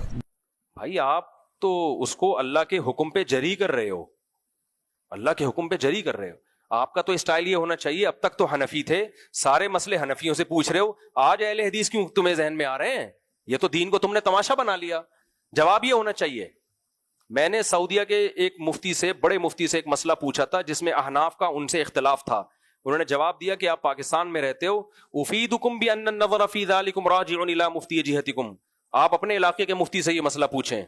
ان کو یہ خطرہ ہوا کہ بھائی کوئی خواہشات کی بنیاد پہ تو نہیں مسلک چینج کر رہا اپنا. تو یہاں آئیں گے کہنے مسلک یا بیوی, دونوں میں سے کیا چاہیے تمہیں؟ اگلا کہتا ہے مجھے تو بیوی چاہیے. چل بھائی ایک ہوئی ہے. تو آپ کیا کر رہے ہو میرے بھائی؟ یہ تو دین کے ساتھ آپ مذاق بنا لیا آپ نے دین کو. یہ والا کلپ بھی لگا دینا قاری خلیل صاحب کا, میرے پاس رکھا ہوا ہے. ایک بندہ آیا, کہہ رہے ہیں 3 طلاقیں دے کے آتا ہے, میں کہتا ہوں یا تو مسلک بچا لے یا بیوی بچا لے. تو کہتے ہیں بیوی بچاؤں گا, مسلک نہیں بچاؤں گا. تو پھر اہل حدیث ہو جاتا ہے. کتنے لوگ 3 طلاقیں دے کے اہل حدیث ہوئے ہیں. تو میرے بھائی یہ بے ایمانی ہے, یہ بیمانٹی ہے, یہ اللہ کی آیات کے ساتھ مذاق ہے. سمجھتے ہو؟ جب دے رہے تھے اس وقت تو آپ کو یہ تھا کہ 3 ہوتی ہیں, اب دینے کے بعد آپ کبھی ادھر جا رہے ہو کبھی ادھر جا رہے ہو. بھی ایسا ہی ہے جیسے لوگ اپنے آپ کو زکوٰۃ سے بچانے کے لیے شیعہ لکھوا دیتے ہیں. یہ کیا بات ہوئی بھائی؟ زکوٰۃ سے بچانے کے لیے کیا لکھوا رہے اپنے آپ کو؟ شیعہ لکھوا رہے. واڑے واہ. اچھا میرے بھائی آج تو سارا ٹائم اسی میں لگ گیا میرے بھائی, جلدی جلدی ہم پڑھ لیتے ہیں. آج ہم نے سورہ ہود مکمل کی ہے اور سورہ یوسف شروع کی ہے. یہ دونوں صورتیں بہت ہی امپورٹنٹ ہیں. میرا دل چاہ رہا ہے کہ ان دونوں صورتوں کو میں آخری عشرے میں بیان کروں, کیونکہ اس وقت اعتکاف والوں کا رش بہت زیادہ ہوتا ہے اور اس میں عبرت کی باتیں بہت زیادہ ہیں. تو ان کی جو انبیاء کے واقعات اور یوسف علیہ السلام کا واقعہ, یہ ہم آخری عشرے کے لیے رکھ لیتے ہیں. ان واقعات کے علاوہ جو کچھ اس پارے میں بیان کیا ہے وہ میں آج بیان کر دیتا ہوں. ویسے بھی وقت تھوڑا رہ گیا, اور انشاءاللہ اس بیان کے بعد کسی کا باپ بھی منہ سے طلاق تو نکالے گا نہیں انشاءاللہ. سمجھ رہے ہو؟ اب کیا کرنا ہے, منہ سے یہ لفظ نہیں نکالنا. کبھی جتنا مرضی جھگڑا ہو جائے, علماء کے پاس جاؤ, گھر والوں کے لوگوں کے پاس جاؤ, مشورے لو کیا کرنا ہے, سر پھاڑ دو اپنا, اب اس کا نہیں جڑ جائے گا. طلاق میں ریورس گیئر نہیں ہے. تو یہ دماغ سے اپنے بچوں کی بھی تربیت کرو. بچے کی جب شادی کرو بولو منہ سے اگر تو نے کمبخت یہ لفظ پھوٹا نا تو میں تیرا سر پھاڑوں گا. پہلے کچھ بھی ہو جائے یہ لفظ نہیں نکالنا. پہلے ایسے ہی تربیت ہوتی تھی لوگوں کی. آج کل نہ لڑکیوں کی تربیت ہو رہی ہے نہ لونڈے لپاڑوں کی تربیت ہو رہی ہے. تو لونڈے لپاڑے بھی ہیں وہیں, اور لڑکیاں بھی, وہ بھی دھڑ دھڑ دھڑ بھاگ کے آ جاتی ہیں, یوں کر دیا یوں کر دیا, ایسے ہو گیا. اب مائیں بیٹھی ہوئی ہوتی ہیں, آ جا آ جا آ جا اور بتا تیرا میاں کیا کیا کر رہے تیرے ساتھ. فریج کھول کھول کے دیکھ رہی ہوتی ہیں دامادوں کے گھر جا کے نا, کیا کیا کھلا رہے میری بچی کو. جو خواتین بیان نہیں سن رہی ان کی بات کر رہا ہوں میں. اچھا میرے بھائی, تو ہم یہ سورج شروع ہوتی ہے وما من دابۃ فی الارض الا علی اللہ رزقها. اللہ کہتے ہیں زمین میں کوئی چوپایا, کوئی مخلوق ایسی نہیں ہے جس کا رزق اللہ کے ذمے ہو. رزق کھلانے والا کون ہے؟ اللہ. یہاں ایک مشہور اشکال ہے, پھر بھوکے جانور کیوں مرتے ہیں. دیکھو جب یہ آیت نازل ہوئی نا صحابہ کے دور میں, تو بھی صحابہ کو پتا تھا بہت سے لوگ بھی بھوکے مرتے ہیں, بہت سے جانور بھی بھوکے مرتے ہیں. تو اس آیت کا یہ مطلب نہیں ہے کہ دنیا میں کبھی کوئی بھوکا مر ہی نہیں سکتا, بلکہ اللہ تعالیٰ جب کسی کو موت دینے کا ارادہ کرتے ہیں تو کبھی ٹرک کے نیچے لا کے مار دیتے ہیں, کبھی اس کو گٹر کا ڈھکن. کراچی میں تو موت دینے کے سمپل طریقہ ہے. کراچی میں فرشتے کو زیادہ پرابلم نہیں ہوتی. آپ چلتے ہوئے جا رہے ہیں, موت کا فرشتہ تھوڑا سا سائڈ پہ کرتا ہے, آپ اندر تھوڑا سا آ کے وہ آپ کے دل میں الہام کرتا ہے ادھر ہو جا تھوڑا سا نا, آپ ادھر کھسکے اور نیچے. بارشوں کے موسم میں موت کے فرشتے کے لیے بہت آسانی ہے. موت کا فرشتہ آپ کو دل میں ڈالتا ہے, وہ کھمبا دیکھ رہا ہے, کھمبا, آپ کہتے ہو ہاں دیکھ رہا ہوں, تو جا ذرا اس سے گلے مل. آپ جاتے ہو, ابھی گلے ملنے کا ارادہ آپ کا نہیں ہوتا, آپ کا ارادہ ہوتا ہے یہاں پہنچ کے واپس آؤں گا, کھمبا خود آ کے آپ کو گلے مل لیتا ہے, اس میں اتنا زوردار کرنٹ ہوتا ہے. تو بھائی جیسے موت کا ایک طریقہ ٹرک کے نیچے آ کے مارنا ہے, موت کا ایک طریقہ ہے کرنٹ لگنے سے مرنا, تو موت کا ایک طریقہ بھوکا رکھ کے بھی مارنا ہے. تو جب اللہ کسی کو مارنے کا ارادہ کر لے تو پھر اللہ بھوک میں مبتلا کر دیتا ہے, جانوروں کو بھی انسانوں کو بھی. تو یہ اس آیت کے منافی نہیں ہے. اس آیت کا اصل مطلب یہ ہے کہ رزق کس کے ہاتھ میں ہے؟ اللہ کے ہاتھ میں. ورنہ اسباب کی دنیا میں دیکھا جائے تو جن لوگوں کو رزق مل رہا ہے ان کو بھی سب کو ملنا نہیں چاہیے. آج سے 200 سال پہلے مالتھس نے نظریہ پیش کیا تھا کہ دنیا کی آبادی اتنی اسپیڈ سے بڑھ رہی ہے کہ اگر اس کو ہم نے کنٹرول نہیں کیا تو لوگ ایک دوسرے کا گوشت نوچ نوچ کے کھائیں گے, ایسا قحط پڑنے والا ہے. اس کی کیلکولیشن اپنی جگہ ٹھیک تھی. اس نے کہا بھائی دیکھو جو زراعت کے قابل زمینیں ہیں ان میں جو پیداوار بڑھ رہی ہے, اس نے پوری کیلکولیشن کی, اس کی گروتھ ریشو یہ ہے اور انسانوں کا گروتھ ریشو یہ ہے. تو یہ تو چند سالوں میں بیڑا غرق ہو جائے گا. ماہرین نے لکھا, میں نے یہ اپنی 4 شادیوں والی کتاب میں سارے ریفرنس بھی دیے میں, یہ ہوائی بات نہیں ہے. ماہرین جو انگریز ماہرین کہتے ہیں کہ مالتھس کو 150-200 سال سے زیادہ عرصہ ہو گیا. مالتھس نے جو کہا تھا نا اتنی آبادی ہو گئی تو یہ ہوگا, اس سے ڈبل سے بھی زیادہ آبادی ہو گئی ہے اور ان میں سے کچھ بھی نہیں ہوا. بلکہ مالتھس کے دور میں انسان کو جس اسٹینڈرڈ کی روزی مل رہی تھی کوانٹٹی اور کوالٹی کے لحاظ سے, آج کوانٹٹی اور کوالٹی دونوں میں اس سے کئی گنا زیادہ مل رہی ہے. اور ایسے ایسے سورسز دریافت ہو گئے جو مالتھس کے فرشتوں کو بھی اس کی خبر نہیں تھی, وہ سوچ بھی نہیں سکتا تھا. میں اس کی ایک آسان مثال دیتا ہوں آپ کو تاکہ یہ آج سمجھ میں آئے وما من دابۃ کا مطلب کیا ہے. تو اس سے صاف پتہ چلتا ہے بھائی رزق کس کے ذمے ہے؟ اللہ. ہاں جب وہی مارنے کا ارادہ کر لے تو قحط سے مار دیتا ہے, ڈاکوؤں کو مسلط کر دیتا ہے, وہ چھین لیتے ہیں, کرپٹ حکمرانوں کو مسلط کر دیتا ہے, وہ ہمارے منہ سے نوالا چھین لیتے ہیں. وہ تو آزمائش ہے اللہ کی, لیکن نظام میں خرابی نہیں ہے, اس کا سسٹم غلط نہیں ہے, یا وہ غافل نہیں بیٹھا ہوا کہ کتنے بچے آنے چاہیے اور کتنے غلطی سے زیادہ ہو گئے اس دفعہ, میں کہاں سے کھلاؤں ان کو. یہ نہیں ہوگا کبھی بھی. تو اس لیے اس خوف سے نسل روکنا کہ کھلاؤں گا کہاں سے, تمام علماء کا اس پر اجماع ہے, اہل حدیث ہوں, دیوبندی ہوں, بریلوی ہوں اور حنفی ہوں, شافی ہوں, جتنے بھی فرقے ہیں, جتنے بھی سب کے ریلائبل علماء ہیں, سب کے نظر میں اس پہ پورا ایک علماء کی کمیٹی بیٹھی تھی چند سال پہلے جو مختلف ملکوں کے چوٹی کے علماء, 100 ملکوں کے علماء تھے اس میں, ان سب کا متفقہ فتویٰ یہ شائع ہوا تھا کہ اس خوف سے بچہ روکنا کہ کھلاؤں گا کہاں سے, یہ حرام اور ناجائز ہے, یہ اس آیت کے خلاف ہے. سمجھتے ہو؟ اب میں ایک چھوٹی سی مثال دیتا ہوں آپ کو کہ سورس آف انکم کا ہمیں پتہ نہیں ہوتا کہ سورسز چینج ہوتی رہتی ہیں, اس لیے اس کے بارے میں کبھی کوئی قاعدہ کلیہ بیان ہی نہیں کیا جا سکتا کہ روزگار ہمارے پاس اتنے ہیں, آبادی اتنی. بھائی روزگار کے مواقع کی جو صورتیں ہیں وہ اتنی اسپیڈ سے چینج ہو رہی ہیں کہ جرمنی میں اب یہ لا ہی بدل دیا ہے. جرمنی میں جب آپ فیملی پلاننگ کا نظریہ پڑھیں گے نا, میں نے یہ بھی ایک کلپ میں ان کے حوالوں کے ساتھ یہ ریفرنسز کے ساتھ بیان کیا ہے. جرمن اب جو نیا نظریہ پڑھایا جا رہا ہے نا, وہ یہ نہیں پڑھایا جا رہا ترقی کا کہ آپ کے پاس وسائل کتنے ہیں اور آبادی کتنی ہے, نہ نہ نہ, بلکہ اب یہ پڑھایا جا رہا ہے آپ کے پاس جوانوں کا ریشو کتنا زیادہ ہے. وسائل چونکہ اتنی اسپیڈ سے بدل رہے ہیں کہ ان کے بارے میں یہ فیصلہ کرنا کہ آج جو وسائل ہیں کل کون سے ہوں گے یہ اب ممکن ہی نہیں رہا, وہ ہر دور میں اسپیڈ سے تبدیل ہو رہے ہیں. ایک دیسی سادہ مثال دیتا ہوں آپ کو. پتا ہے ایک کھانا پکانے والا گاؤں دیہات میں آتا ہے, کیا نام ہے, بسم اللہ الرحمن الرحیم نہیں پڑھتا وہ, اور ابا جی کیسا لگا کہہ رہا ہوتا ہے نا آخر میں, ابا جی. ابے تمہیں کیا ہو گیا, بڑا مشہور ہے, کچھ بھی بناتا ہے آخر میں اپنے بوڑھے سے ابا بٹھائے ہوئے, ابا کیسا لگا, ابا وہ کڑائی کھا کے کہتے ہیں بیٹا مزہ آ گیا. اس بندے نے کروڑوں اربوں روپے کمائے ہیں, نہ اس کے پاس کوئی ڈگری. جب اس کے ابا نے اس کو پیدا کیا ہوگا تو فیملی پلاننگ والے خوش ہوئے ہوں گے یا ناراض ہوئے ہوں گے؟ بولو. بولیں گے آپ کے نہ کوئی ایجوکیشن ہے, نہ کوئی تعلیم ہے, پیسے ویسے ہیں نہیں, بچوں پہ بچے پیدا کیے جا رہے ہو. وہی بچہ یوٹیوب پہ ایک چینل بناتا ہے, لوگوں کو کھانے پکانے کی ترکیبیں سکھاتا ہے اور پیسہ بھی کما رہا ہے, اللہ اور دے اس کو, پیسہ بھی کما رہا ہے, ابا کو اس کے علاوہ پیسے تو الگ دے رہا ہے. ہر چینل میں جو کھلائے گا پہلے نوالا کس کے منہ میں, ابا کے منہ میں. کیا 50 سال پہلے کوئی سوچ سکتا تھا کہ یوٹیوب بھی اور سوشل میڈیا بھی اس طرح سورس آف انکم بن جائے گا کمانے کا.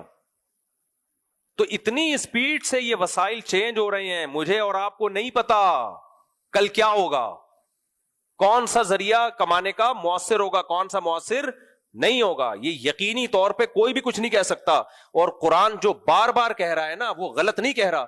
یبسط الرزق لمن یشاء, جس کے لیے چاہوں گا رزق کے دروازے کھول دوں گا اور جس کے لیے چاہوں گا تنگ کر دوں گا. یہ قرآن ایسے ہی تھوڑی کہہ رہا ہے, یہ بتانے کے لیے کہہ رہا ہے کہ جو ماہرین کی کیلکولیشن ہوتی ہے نا اس میں, کہ جو یہ کرے گا وہ کما لے گا, جو یہ کرے گا نہیں کمائے گا, یہ غلط ہو جاتی ہے.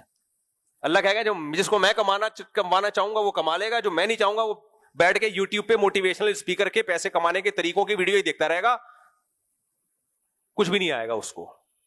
ایسے ایسے طریقوں سے انسان کے پاس روزی آتی ہے نا جہاں سے اس کا گمان بھی نہیں ہوتا. یہ مطلب ہے وما من دابۃ الا علی اللہ رزقها. ہم تو دیکھتے ہیں کتنے پڑھے لکھے لوگ کچھ بھی فارغ اور کچھ بھی نہیں کر رہا ہوتا, یہ کچھ نہ کرنا اس کی روزی کمانے کا ذریعہ بن جاتا ہے. ہمارے ایک جاننے والے کچھ بھی نہیں کرتے تھے, یہی ان کا کام تھا. وہ کرتے کیا تھے, کمپیوٹر پہ بیٹھ کے ٹائم ضائع, گھر سے بھی صلواتیں ہیں, پڑھتا نہیں ہے بھائی. وہ کمپیوٹر پہ ٹائم ضائع کرتے کرتے ہی کمپیوٹر کا چیتا بن گیا. وہ بڑی بڑی کمپنیوں کی آفریں آنے لگی, اس کو پروگرام دینے لگے. ایسی عمر میں اس نے اتنی لگژری گاڑی خریدی کہ جو 50-55 سال تک محنت کر کے بھی وہ گاڑی نہیں خرید سکتے. کر لو کیا کرنا ہے میرے بھائی, ٹھیک ہے. میں یہ نہیں کہہ رہا آپ بھی یہی بیٹھے رہیں کمپیوٹر پہ ٹھش پش کرتے رہیں, محنت کریں, لیکن آپ ضرور محنت کریں, ملے گی اس کو روزی جس کو اللہ چاہے گا. اور بعض دفعہ آپ نہیں چاہ رہے ہوتے پھر بھی مل رہی ہوتی ہے, پھر بھی آ رہی ہوتی ہے روزی. کرنا تو ہے ہم نے, اس پہ ڈیپینڈ نہیں کرنا. تو اب ہم جلدی سے اگلی آیت کا ترجمہ کر کے بیان ختم کرتے ہیں. وما من دابۃ فی الارض الا علی اللہ رزقها. اللہ کہتے ہیں سب کی روزی کس کے ذمے ہے, اللہ کے ذمے. لہذا نسل مت روکا کرو اور حرام کی طرف مت جایا کرو, اللہ کھلائے گا. اور غربت کی وجہ سے نکاح سے بھی مت رکو. اللہ کہہ رہا ہے نکاح کر لو, کھلانے والا کون ہے, اللہ تعالیٰ. توکل کرو, اللہ پہ اعتماد کرو. کیسے کیسے طریقوں سے اللہ رزق پہنچاتا ہے. اب اللہ کیسے رزق پہنچائے گا تو, اللہ کہتے ہیں وَيَعْلَمُ مُسْتَقَرَّهَا وَمُسْتَوْدَاهَا. سب کے ٹھکانوں کو میں جانتا ہوں, سب کے ٹھکانوں کو میں جانتا ہوں, ہر جاندار کے ٹھکانے کو جانتا ہوں, کون کہاں رہتا ہے, کس کو کس جنگل میں کیسے روزی پہنچانی ہے. ہم افریقہ کے جنگل میں تھے نا, 1 ہفتے سے شیر بھوکا. میں نے کہا گیا, ایسے بیچارہ منہ لٹکا کے آتا تھا جنازہ پڑھ کے آ رہا ہوں جیسے. ہم جب یہاں پہنچے تو ہمارے دوست نے ویڈیو بھیجی کہ 2 بھینسیں گرا دی اس نے, اور پورا کھا پی کے نا ڈکار مار کے شیر اور شیرنیاں پڑے ہوئے ہیں. پھر وہ دوسرے گدھ ود آ کے وہ گریبی کھا رہے ہیں, جو آخر میں بچ جاتا ہے نا زکوٰۃ کا مال, وہ کون کھا رہا ہوتا ہے, وہ یہ گدھ اور یہ سب چیزیں آ کے کھا رہے ہوتے. تو اللہ ہر ایک کو روزی دیتا ہے میرے بھائی. پھر لوگ کہتے ہیں اللہ نے اس جانور کو دیکھو کیسے بیچارے کو ان شیروں نے بے دردی سے مارا, اللہ کو جانور پہ رحم نہیں آتا. بھائی اللہ کو جانور پہ بھی رحم آتا ہے, لیکن شیر پہ بھی آتا ہے اللہ تعالیٰ کو. اللہ نے شیر کا پیٹ بھی بھرنا ہے. تو اللہ بھینسے سے کہتے ہیں تو نے تو اب ساری زندگی بہت کھا لیا, اب تجھے کوئی اور کھائے گا. اب کون کھائے گا تجھے, اب تجھے کوئی اور کھائے گا. جیسے گائے تیار ہوتی ہے بقرعید میں ذبح کر کے ہم کھا جاتے ہیں, ہمیں کون کھاتا ہے, پھر قبر کے کیڑے ہمیں کھاتے ہیں. ہم بھی کوئی اتنے دودھ کے دھلے ہوئے نہیں ہیں. ہم جب قبر میں جاتے ہیں تو گائے کہتی ہے کہ میں ہی تم سے اچھی ہوں, مجھے تم نے مجھے کھایا اور تمہیں کون کھا رہا ہے, کیڑے کھا رہے ہیں.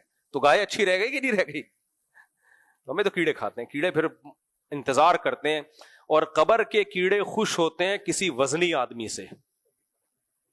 یہ ذہن میں رکھو, باریک آدمی سے قبر کے کیڑے خوش, کیونکہ کچھ ملتا ہی نہیں ہے نا ان کو, ہڈیوں کے علاوہ کچھ بھی نہیں ملتا. اس لیے موٹے تازے ہو کے قبر میں جایا کرو. اچھا موٹے تازے ہو گئے تو چلے بھی جلدی جاؤ گے قبر میں, یہ بھی فائدہ. تو کیڑوں کو 2 فائدے ہیں, ایک جلدی روزی ملتی ہے اور ایک خوب زیادہ ملتی ہے. آگے ہم چلتے ہیں جلدی سے, بس 1-2 آیتیں آگے. اللہ تعالیٰ فرماتے ہیں ام یقولون افترا, اے نبی یہ کہتے ہیں کہ نبی نے قرآن کو گھڑ لیا ہے اپنی طرف سے آیتیں. تو اللہ نے فرمایا تم بھی عربی جانتے ہو, تم تو بڑے بڑے شاعر گزرے ہو. فاتو بعشر سور مثلہ, اس جیسی تم بھی 10 صورتیں لے آؤ. یہاں اللہ نے 2 صورتیں کا, ایک جگہ ایک صورت کا, ایک جگہ کا ایک آیت لے آؤ. تم بھی کچھ لے آؤ نا. تو چیلنج چلتا رہا قرآن کا, مشرکین لاجواب ہو گئے کہ اس جیسا قرآن ہم نہیں لا سکتے. آگے اللہ نے فرمایا من کان یرید الحیات الدنیا، جو دنیا کی زندگی چاہتے ہیں، نوفی الیہم اعمالہم فیہا، جتنا دینا چاہتے ہیں ہم ان کا پورا پورا دنیا میں دے دیتے ہیں، آخرت میں کوئی حصہ نہیں ہوتا. تو ہمیں دنیا کے ساتھ کس کی زیادہ فکر کرنی ہے؟ آخرت کی فکر کرنی ہے. پھر آگے واقعات پیغمبروں کے شروع ہو رہے ہیں. تو اللہ نے دو فریق بیان کیے کہ ایک فریق وہ ہے جو فی النار، جو جہنم کی آگ میں جلے گا، اور ایک فریق وہ ہے جو جنت کے باغات میں گھومے گا. پھر جنت کے باغات میں کون؟ جو پیغمبروں کی مان کے چلے. جہنم کی آگ میں کون؟ جنہوں نے پیغمبروں کا انکار کیا. تو یہ حصہ میں چھوڑ رہا ہوں آخری عشرے کے لیے، ٹھیک ہے نا. جب اعتکاف والے آ جائیں گے نا تو پھر ہم سورہ ہود کی بھی تفسیر، جو پیغمبروں کے واقعات، اور یوسف علیہ السلام کا واقعہ بھی آخری عشرے میں. تو یہ ہم اس وقت کے لیے چھوڑ دیتے ہیں. کل سے ہم پھر اپنا کنٹینیو جو تراویح میں پڑھیں گے وہ شروع کریں گے. اللہ تعالیٰ سمجھنے کی، عمل کی توفیق عطا فرمائے. حسن رمضان کی برکتیں چھا گئی، علم و حکمت ہر ایک سمت پھیلا گئی، زندگی کا سفر معتبر ہو گیا، فکر مرشد کا